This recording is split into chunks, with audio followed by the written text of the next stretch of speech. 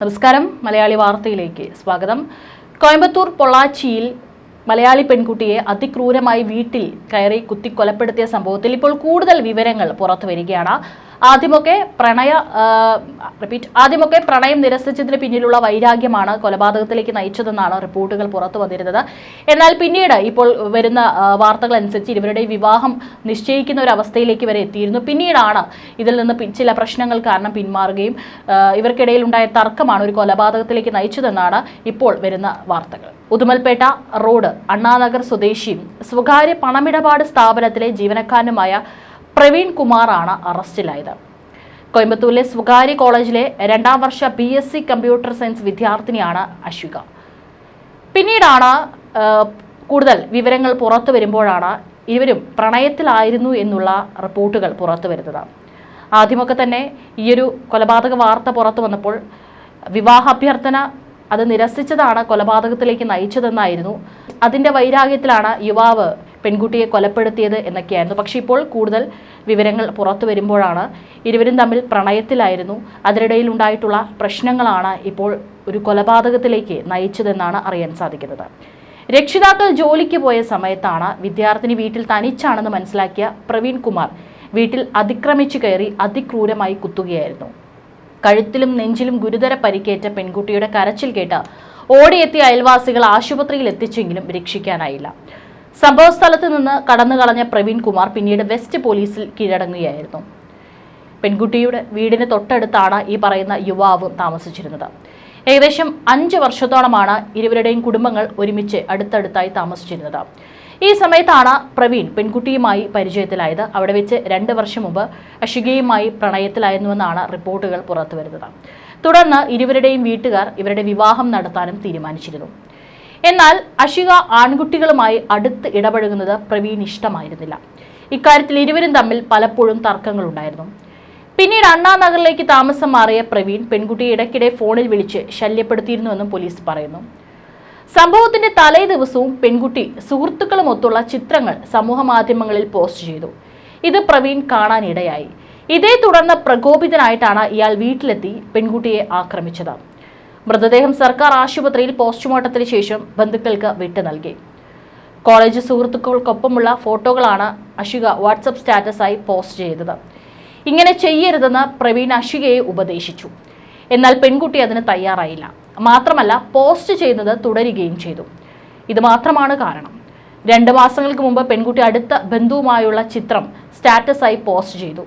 ഇതിൽ പ്രകോപിതനായ പ്രവീൺ പെൺകുട്ടിയുടെ മാതാപിതാക്കളോട് ഇക്കാര്യത്തിൽ പരാതി പറഞ്ഞു.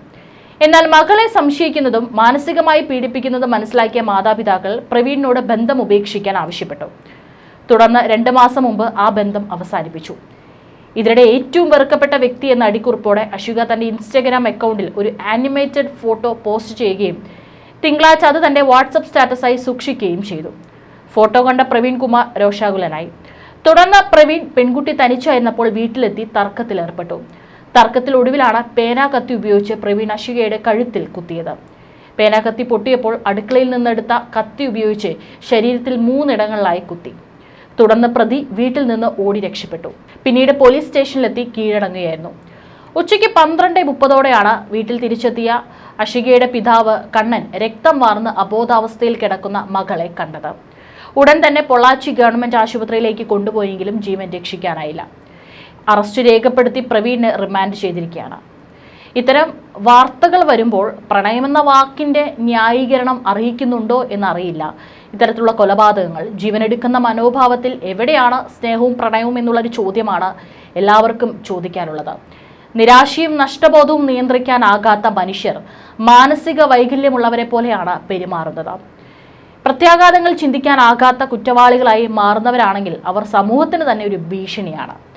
അതുതന്നെയാണ് ഇത്തരത്തിലുള്ള കൊലപാതകങ്ങൾ നടക്കുമ്പോൾ നമുക്ക് ഉദാഹരണങ്ങളായിട്ട് ചൂണ്ടിക്കാണിക്കാൻ സാധിക്കുന്നത്. മാനസികാരോഗ്യ തലത്തിൽ തന്നെ ഈ ക്രൂരകൃത്യങ്ങൾ വിലയിരുത്തപ്പെടേണ്ടതുണ്ട്. അവബോധവും ജാഗ്രതയും ആവശ്യമുണ്ട്. അത് വളരെ ഗൗരവത്തോടെ നിറവേറ്റേണ്ട ഒരു സാമൂഹിക ഉത്തരവാദിത്വം കൂടിയാണ്. പ്രണയം നിഷേധിച്ചതിന്റെ പേരിൽ അഥവാ പുരുഷനോട് നോ പറഞ്ഞു എന്നതിന്റെ പേരിൽ കൊല്ലപ്പെടേണ്ടവരാണോ ഇത്തരത്തിലുള്ള സ്ത്രീകൾ? ഇന്ന് കേരളത്തിലും ഒരു സമാനമായിട്ടുള്ള സംഭവം റിപ്പോർട്ട് ചെയ്തിട്ടുണ്ട്.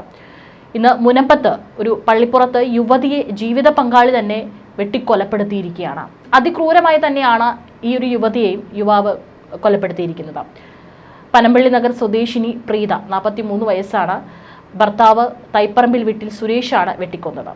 തിങ്കളാഴ്ച രാത്രി 8:30 ഇരുവരും സ്കൂട്ടറിൽ യാത്ര ചെയ്യുമ്പോഴാണ് സംഭവം. സുരേഷും പ്രീതിയും സ്കൂട്ടറിൽ യാത്ര ചെയ്യുമ്പോൾ സെന്റ് മൈക്കിൾ സ്കൂളിന് സമീപത്തെത്തിയപ്പോൾ സ്കൂട്ടർ നിർത്തി ഇറങ്ങിയ ശേഷം നടു റോഡിൽ പ്രീതയെ സുരേഷ് വെട്ടിക്കൊലപ്പെടുത്തുകയായിരുന്നെന്നാണ് വിവരം. ഇതിനുശേഷം സുരേഷ് മുനമ്പം പോലീസ് സ്റ്റേഷനിലെത്തി കീഴടങ്ങി. കഴുത്തിലടക്കം ശരീരത്തിലും ആഴത്തിലാണ് പ്രീതയ്ക്ക് കുത്തേറ്റത്. കൊലയ്ക്ക് പിന്നിലെ കാരണം ഇപ്പോഴും വ്യക്തമല്ല. സംഭവത്തിൽ കേസെടുത്ത പോലീസ് അന്വേഷണം തുടങ്ങിയിട്ടുണ്ട്. രാത്രി 8:30 സംഭവം. ബൈക്കിൽ സഞ്ചരിക്കുകയാണ് ഇരുവരും തമ്മിലുണ്ടായ തർക്കമാണ് കൊലപാതകത്തിലേക്ക് നയിച്ചതെന്നാണ് പോലീസ് പ്രാഥമികമായിട്ട് പറയുന്ന നിഗമനം. വീടിനടുത്തുള്ള വഴിയിൽ ബൈക്ക് നിർത്തിയ സുരേഷ് കയ്യിൽ കരുതിയ കത്തി കൊണ്ട് പ്രീതയെ പലതവണ കുത്തുകയായിരുന്നു. അതായത് കത്തി കയ്യിൽ കരുതിയിട്ടുണ്ടായിരുന്നു. കൃത്യമായി തന്നെ കൊലപ്പെടുത്തണമെന്ന് കരുതി തന്നെയായിരിക്കാം പ്രീതയും കൊണ്ട് സഞ്ചരിച്ചത്. തൊട്ടടുത്തുള്ള സ്വകാര്യ ആശുപത്രിയിൽ എത്തിച്ചെങ്കിലും പ്രീത മരിച്ചു. പിന്നാലെ ഒളിവിൽ പോയ പ്രതി മുനമ്പം പോലീസ് സ്റ്റേഷനിലെത്തി കീഴടങ്ങുകയായിരുന്നു. പ്രീതയ്ക്ക് കഴുത്തിലടക്കം ശരീരത്തിലും ആഴത്തിൽ കുത്തേറ്റു. കഴുത്തിലും നെഞ്ചിലുമേറ്റ പരിക്കാണ് മരണകാരണം. മൃതദേഹം പള്ളിപ്പുറത്തെ സ്വകാര്യ ആശുപത്രിയിലേക്ക് മാറ്റിയിരിക്കുകയാണ്. മുനമ്പം പോലീസ് അന്വേഷണം തുടങ്ങിയിരിക്കുകയാണ്. ഇത്തരത്തിലുള്ള വാർത്തകൾ കേരളത്തിലാണെങ്കിലും അല്ലെങ്കിൽ മറ്റേതെങ്കിലും സംസ്ഥാനത്തിലാണെങ്കിലും റിപ്പോർട്ട് ചെയ്യുന്നത് വളരെയധികം കൂടുകയാണ്. കാലക്രമേണ മനുഷ്യബന്ധങ്ങൾക്ക് മൂല്യം കൽപ്പിക്കാതെ എല്ലാം തൻ്റെ ചൊൽപ്പടിയിൽ നിൽക്കണമെന്നൊരു ചിന്തയും അതിനെ എതിർക്കുന്നതിനെ ഒഴിവാക്കുക എന്ന പ്രവൃത്തിയുമാണ് ഇത്തരം കൊലപാതകങ്ങൾക്ക് പിന്നിൽ. ദേഷ്യം നിയന്ത്രിക്കാനുള്ള കഴിവില്ലായ്മ, കൂട്ടുകാരുടെ സ്വാധീനം, ഞാൻ ആരെയും ഭയപ്പെടേണ്ടതില്ല എന്ന തോന്നൽ, മയക്കുമരുന്നിൻ്റെയും മദ്യത്തിൻ്റെയും അടിമകൾ കൂടിയായാൽ എല്ലാം ശുഭം. തൻ്റേതാകുന്നില്ല അല്ലെങ്കിൽ താൻ ആഗ്രഹിക്കുന്നത് നടക്കുന്നില്ല എന്ന നിരാശ ഉൾക്കൊള്ളാൻ കഴിയാത്ത മനുഷ്യർ മാനസിക വൈകല്യമുള്ളവരാണ്. നിരാശയും നഷ്ടബോധവും ഏറിയോ കുറഞ്ഞോ മനുഷ്യരെ ബാധിക്കും. പക്ഷേ വ്യക്തിത്വ വൈകല്യങ്ങൾ ഉള്ളവർക്ക് ഈ നഷ്ടബോധം നിയന്ത്രിക്കാനോ കൈകാര്യം ചെയ്യാനോ കഴിയില്ല. വ്യക്തിബന്ധങ്ങൾ അത് ഏത് തലത്തിലായാലും ആരോഗ്യകരമായ രീതിയിലാകണം. പരസ്പര വിശ്വാസവും ജനാധിപത്യ ബോധവും ഏത് ബന്ധത്തിലും ഉണ്ടാകണം. സൗഹൃദമോ പ്രണയമോ തുടങ്ങാനുള്ള അതേ അവകാശം പിൻവാങ്ങാനുമുണ്ടെന്നത് പരസ്പരം ഉൾക്കൊള്ളാനുമാകണം. ബന്ധങ്ങൾ നഷ്ടപ്പെടുന്നത് ജീവിതത്തിന്റെ അവസാനമല്ലെന്ന ആത്മവിശ്വാസം ഓരോ വ്യക്തിക്കും ഉണ്ടാകണം. തിരസ്കരിക്കപ്പെടുമെന്ന ഭീതി താങ്ങാനാകാത്ത മാനസിക സംഘർഷമായി മാറുന്നത് ആരോഗ്യകരമല്ലെന്ന് സ്വയം തിരിച്ചറിയണം. അത് ചികിത്സിക്കണം. സ്നേഹത്തിൻ്റെയോ പ്രണയത്തിൻ്റെയോ പേരിൽ കൊലകൾ നടക്കുമ്പോൾ ഒരല്പം സഹതാപം കലർത്തി ആഘോഷിച്ച് അവസാനിപ്പിക്കുകയാണ് നമ്മുടെ പതിവ്. അത് തെറ്റാണ്. കൊന്നു തീർക്കുന്ന സ്നേഹം ഗുരുതരമായ മാനസിക ആരോഗ്യ പ്രശ്നമാണ്. അതുള്ളവരെ തിരിച്ചറിയാനും തിരുത്താനും ചികിത്സയിൽ എത്തിക്കാനും സമൂഹത്തിന് ആകെ ഉത്തരവാദിത്തമുണ്ട്.